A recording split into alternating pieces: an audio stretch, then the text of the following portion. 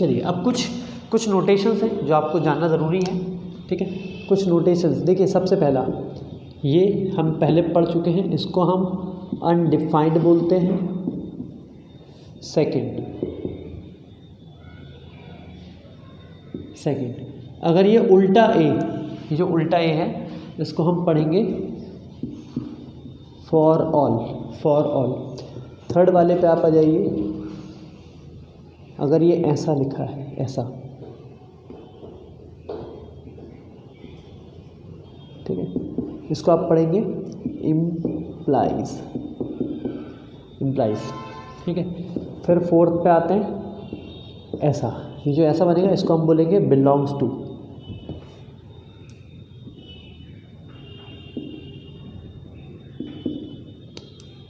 इसको हम पढ़ेंगे बिलोंग्स टू, है ना। और अगर मैं इसको काट दूं ऐसा तो हो जाएगा डज नॉट बिलोंग्स टू, ठीक है।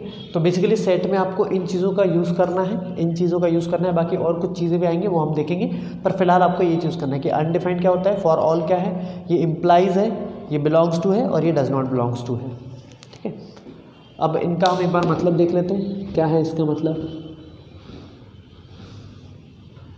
देखिए मान लीजिए मैंने एक सेट लिखा, एक सेट ए है जिसके अंदर मैंने नंबर लिखा 1 2 3 4 5 6 और मैंने लिख दिया A B, ऐसे करके मैंने एक सेट बना दिया, ठीक है। ये सेट कुछ भी एक सेट है, मैंने अपने मन से बनाया है, ठीक है।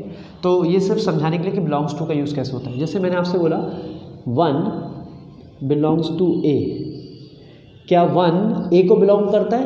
तो बिल्कुल करता है, ये देखिए 1, ठीक है। अगर मैं आपसे बोलूँ 7 बिलोंग्स टू A, तो ये क्या करता है क्या? नहीं, बिल्कुल नहीं करता है, इसलिए क्या आ जाएगा, क्योंकि 7 है नहीं ना, सेट ए में है ही नहीं। पर मैं आपसे बोलूँ कि C बिलोंग टू A, तो देखिए C है क्या पूरे में? कहीं नहीं है, तो ये भी डज नॉट है। फिर मैं बोलूँ आपसे 3 बिलोंग टू A, तो बिल्कुल 3 यहाँ पे है, तो ये बिलोंग टू हो गया यहाँ पे, ठीक है। तो चलिए अब हम लोग कुछ और आगे चीज़ें देखते हैं। जैसे सबसे पहले हम बात करते हैं टाइप्स ऑफ सेट के बारे में, है ना, कि टाइप्स ऑफ सेट कितने तरीके के होते हैं, ठीक है। सबसे पहले हम बात करते हैं नल सेट, है ना। आप इसे नल सेट बोलें या फिर आप इसे एम्प्टी सेट बोलें, बात एक ही है। नल सेट या एम्प्टी सेट बात एक ही है ना। एम्प्टी मतलब खाली होता है, तो आप इसको डिनोट किससे करते हैं? नल सेट को डिनोट करते हैं आप, पहले तो इसकी डेफिनेशन लिख देते हैं हम लोग कि व्हाट इज नल और एम्प्टी सेट, है ना। A set which contain no element in it, है ना। A set which contain no element in it are called null set, है ना। और डिनोट किससे करते हैं? डिनोटेड बाय, है ना, करली ब्रैकेट खाली होना चाहिए इसमें, है ना, या फिर आप दिखाएं इसे इस तरह से, ये फाई बोलते हैं, दिस इज कॉल्ड फाई, ठीक है। या तो आप खाली ब्रैकेट दिखाइए, करली ब्रैकेट खाली दिखाइए, या फिर फाई दिखाइए, ठीक है। अच्छा, इसका मतलब क्या है? और देखिए अगर मैं आपसे कोई बोले कि ये करली ब्रैकेट और इसके अंदर 0 लिखा है, ठीक है, तो ये एम्प्टी सेट नहीं है, 0 एक एलिमेंट है ना। इसका ये मतलब नहीं है अगर मैं किसी कर्ली ब्रैकेट के अंदर 0 लिख दूं तो इसका ये मतलब नहीं कि इसके अंदर कुछ भी नहीं है। अगर 0 लिखा है मतलब 0 खुद एक एलिमेंट है, 0 एक इंटीजर होता है, ठीक है। तो इसके अंदर अगर मैं कोई बोले कितने एलिमेंट है, तो इसके अंदर एक एलिमेंट है, 1 एलिमेंट, और वो क्या है? वो 0 है, वो खुद 0 है, ठीक है। तो अगर आपको एम्प्टी सेट दिखाना है तो आपको इस तरह से दिखाना पड़ेगा, ठीक है। कुछ और एग्जाम्पल देखते हैं। जैसे मान लीजिए मैंने लिखा, एग्जाम्पल लेते हैं हम लोग, जैसे मैंने लिखा x such that x square plus 4 equal to 0, ठीक है, सच दैट, फिर मैंने एक और लिख दिया x is a real number. ये मैंने एक सेट बिल्डर फॉर्म में आपको दे दिया और मैंने आपसे बोला आप इसका रोस्टर फॉर्म में कन्वर्ट करिए। तो देखिए यहाँ पे अगर मैं इसको सॉल्व करूँ तो ये लिखा है x square plus 4 equal to 0। तो आप इसे ऐसे लिखेंगे -4, तो ये तो गड़बड़ हो गई, मतलब कैसे, मैं इसको ऐसा थोड़ी ना लिख सकता हूँ, √-4, रूट के अंदर नेगेटिव अलाउ नहीं होता है, ये मैं आपको इससे पहले वाले लेक्चर्स में भी बता चुका हूँ कि रूट के अंदर माइनस अलाउ नहीं होगा। तो इस टाइप का जो सेट कहलाता है, और यहाँ उसने लिखा भी है x is a real number, x आपको रियल नंबर देना है, ये तो एक कॉम्प्लेक्स वैल्यू दे के जाएगा आपको, ये कॉम्प्लेक्स वैल्यू दे के जाएगा, लेकिन हमें आंसर चाहिए यहाँ पे रियल। ये कॉम्प्लेक्स वैल्यू मतलब क्या, कॉम्प्लेक्स नंबर एक चैप्टर होता है, यहाँ पे आप माइनस वाला पढ़ेंगे, आयोटा पढ़ते हैं हम, उसके बारे में अलग बात करेंगे। पर अभी यहाँ पे क्या है कि अगर उसने बोला है कि आपको एक रियल वैल्यू चाहिए, तो यहाँ तो कॉम्प्लेक्स वैल्यू मिल रही है, तो इस केस में जो आंसर बनेगा वो आपका बनेगा x बिलोंग्स टू 5 बोल सकते हैं, या फिर आप लिखिए x बिलोंग्स टू खाली ब्रैकेट करके छोड़ दीजिए, तो ये आपका नल सेट है। चलिए हम लोग आगे शुरू करते हैं। देखिए सिंगलटन सेट क्या है, सिंगलटन बेसिकली वो सेट होते हैं जिसमें एक ही एलिमेंट हो, है ना, a set consist of single element, है ना, सिंगल एलिमेंट, ठीक है। A set consist of single element are called singleton set, वो क्या होगा हमारा सिंगलटन सेट। फॉर एग्जांपल मैंने एक सेट लिया A, जहां मैंने लिख दिया आपको x such that x is even and prime, ठीक है। मतलब क्या होना चाहिए, एक सेट मैंने आपको बोला कि x एक इवन नंबर भी होना चाहिए और प्राइम भी होना चाहिए, तो वो क्या बन जाएगा आपका, देखिए इवन और प्राइम सिर्फ एक ही नंबर होता है और वो होता है आपका 2, ठीक है। तो ये आपका सिंगलटन सेट हो गया। फिर थर्ड वाले पे आते हैं हम लोग, फाइनाइट सेट, ठीक है। फाइनाइट सेट बेसिकली कौन से सेट होते हैं, those elements can be counted, है ना, those element can be counted. Simple भाषा में जिसके एलिमेंट आप गिन सको, काउंट कर सको, उन्हें आप क्या बोलेंगे, फाइनाइट सेट बोलेंगे ना। ऐसे सेट जिनके अंदर जितने भी एलिमेंट लिखे हैं अगर आप उनको काउंट कर पा रहे हैं तो वो क्या कहलाते हैं, आपके फाइनाइट सेट कहलाते हैं ना। तो जैसे मैं मान लीजिए एक एग्जांपल लेते हैं हम लोग, देखिए ऐसे एलिमेंट, मतलब देखिए आप किन को गिन सकते हैं, जैसे मैं अगर बोलूँ कि सेट ऑफ ऑल वॉवल्स, तो ये A E I O U हो जाएगा, है ना। मैं आपसे बोलूँ कि एक और सेट मैंने लिख लिया, जैसे set of prime number less than 10, तो वो कितना हो जाएगा आपका 2 3 5 7। तो आप जिनको काउंट कर पा रहे हैं वो आपके फाइनाइट सेट हो जाते हैं ना। Those element can be counted are called finite set, ठीक है।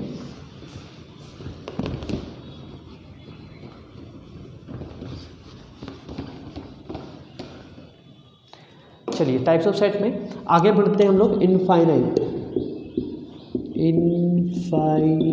सेट। इनफाइनाइट सेट कैसे सेट होता है, इनफाइनाइट सेट वो सेट होता है जिसके एलिमेंट कभी काउंट नहीं हो सकते। दोस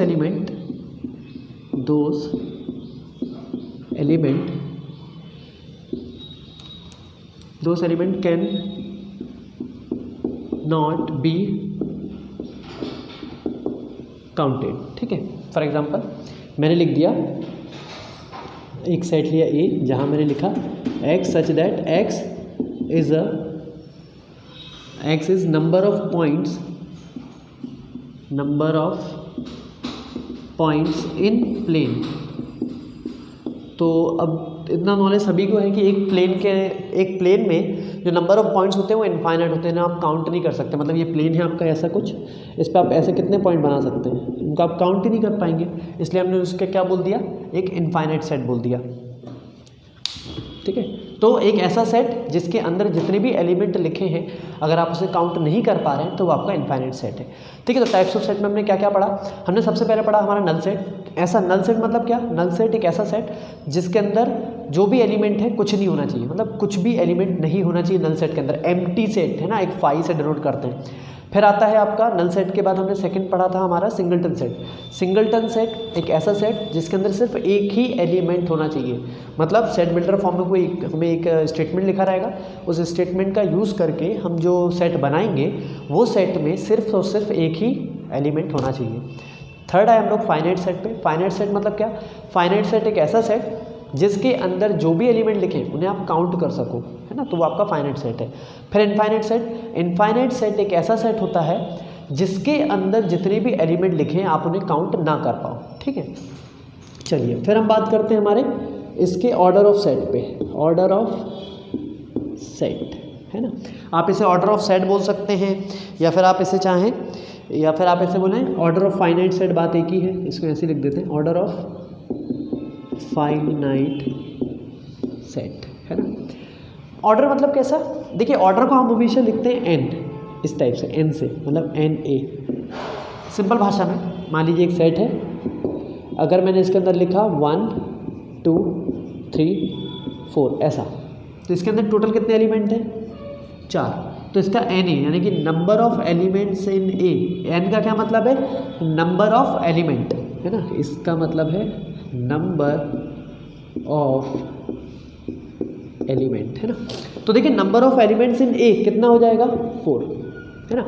मान लीजिए किसी सेट में 5 लिखे तो नंबर ऑफ एलिमेंट्स कितना हो जाएगा, 5 है ना। तो ये आपका ऑर्डर ऑफ फाइनाइट सेट कहलाता है।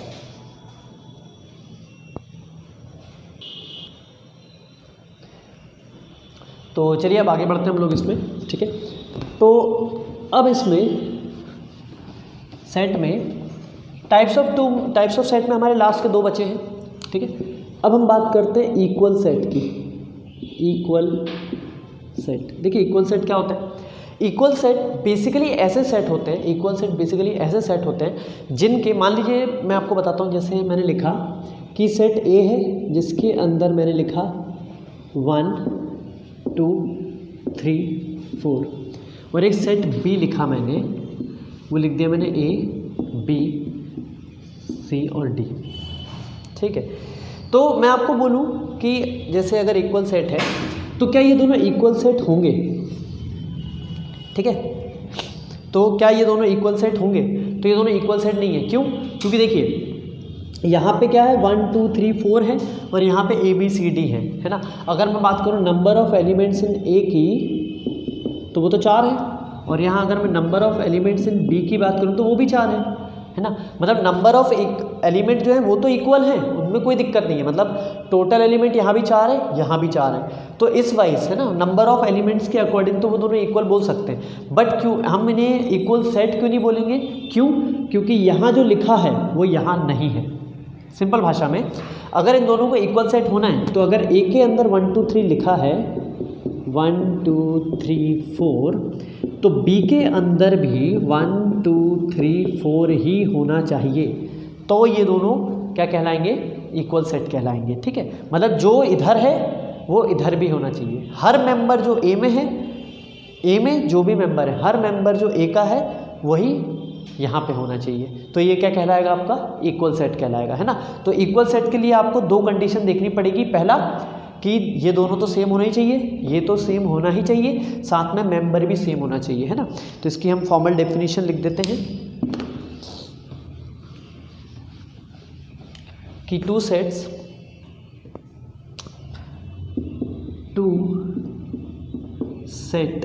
Are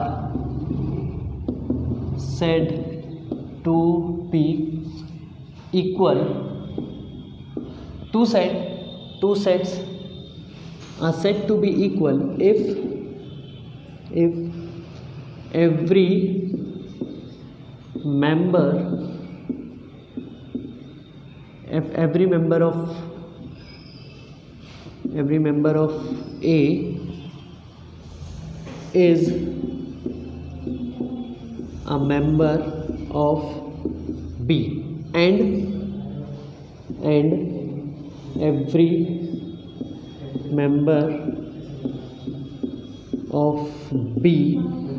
every member of B is a member of A, है ना। सिंपल भाषा में फिर से वही दोबारा लिख देते हैं कि अगर सेट ए है जिसके अंदर लिखा है ए बी सी, ठीक है, और बी के अंदर लिखा है, उसके अंदर भी ए बी सी ही लिखा होना चाहिए, ठीक है। तो सबसे पहली कंडीशन क्या है, कंडीशन क्या है, इक्वल सेट की कंडीशन क्या है कि ऑर्डर शुड बी सेम, है ना। ऑर्डर क्या होना चाहिए, सेम होना चाहिए, है ना। और जो मेंबर हैं, जो एलिमेंट हैं, element should also be same, element should also be same, है ना। मतलब यहाँ पे ABC लिखा है तो B में भी ABC होना चाहिए, और यहाँ भी 3 एलिमेंट है तो यहाँ भी 3 एलिमेंट होना चाहिए, ठीक है। तो हम बोल देंगे NA should be equal to NB, ठीक है। NA should be equal to NB, है ना। और ऑर्डर भी सेम होना चाहिए, है ना। मतलब ये कैसे कि ABC शुड बी ABC, ये आपका इक्वल सेट की कंडीशन है, ठीक है। इसमें कोई प्रॉब्लम आई गेस नहीं होना चाहिए आप लोगों को। चलिए तो अब आगे बढ़ते हैं। हमारा लास्ट है आज के लिए, वो है हमारा इक्विवेलेंट सेट, ठीक है। देखिए इक्विवेलेंट सेट मतलब क्या, ऐसा सेट जिसका ऑर्डर सिर्फ सेम होना चाहिए, है ना। तो two set A and B are said to be equivalent, है ना। दो सेट A और B कब इक्विवेलेंट होंगे, are said to be equivalent if their order are same, है ना, ठीक है।